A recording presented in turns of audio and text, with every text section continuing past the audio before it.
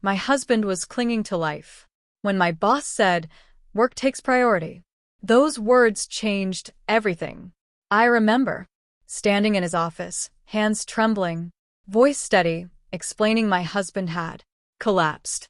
Heart failure, the doctor said. I needed to go. He didn't even lift his eyes. "Cover your shift," he ordered, "or don't return." So I didn't. For 7 endless days, I stayed at the hospital. I watched machines, breathed for the man I loved, watched his chest rise and fall, praying each breath wouldn't be the last. When he died on the 5th night, I sat in silence. No tears, no screams. Just the brutal clarity of realizing how replaceable I'd always been. When I first met Daniel, I believed loyalty meant something. He'd called me the backbone of this place, promoted me faster than anyone trusted me with accounts, contracts, numbers. I mistook utility for respect. I was wrong.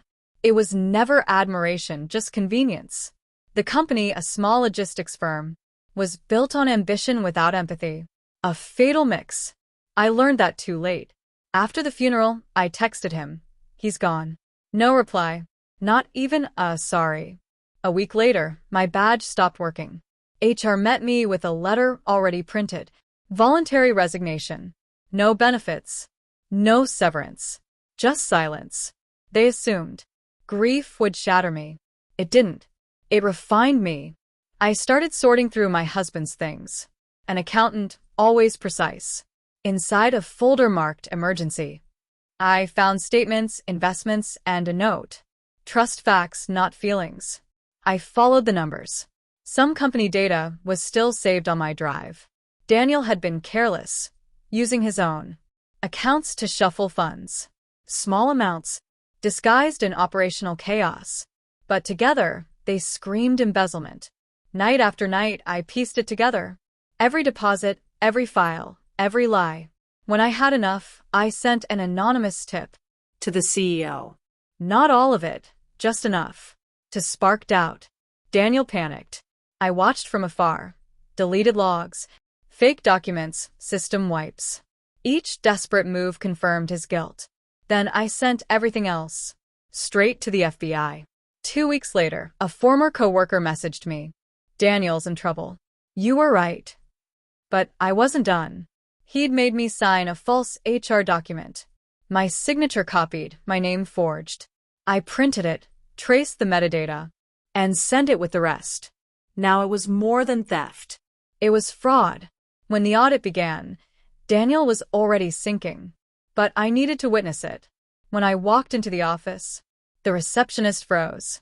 "You can't go in." I smiled. "I have an appointment."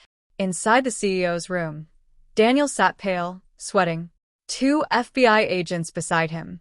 The CEO looked at me. "You're the one who sent the files." I nodded. "Every last one." Daniel's face twisted, shock, disbelief, fear. "You," he stammered, before words failed him. An agent stepped forward.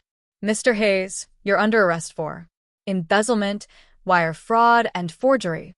I didn't flinch. I wanted him to see the same calm he once mistook for weakness. As he passed me, he hissed, "You'll regret this." I leaned in. I already did. After they took him, the CEO asked if I'd consider coming back. I told her I was done being someone else's backbone. That night, rain whispered against my windshield. I thought of my husband, his quiet smile, his wisdom. Trust facts, not feelings. He was right.